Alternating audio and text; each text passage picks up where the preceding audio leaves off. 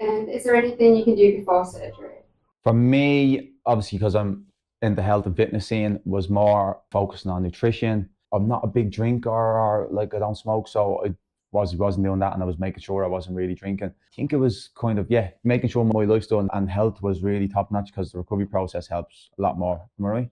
Absolutely right. So yes, it might sound basically nothing new, but those things are very important. Making sure that even if you smoke, quitting smoking before the date of surgery, it There you will go. improve the chances of graft survival 1,000 times. Savage. How the wound healing as well, it's much if you drink more the first Of course. before the surgery or the day of the surgery, 2 days. Thins your blood, does it, or it has some effect? Yes, because it does affect a bit the liver. So you're going to end up bleeding a bit more if Yeah. you. So trying to avoid those things.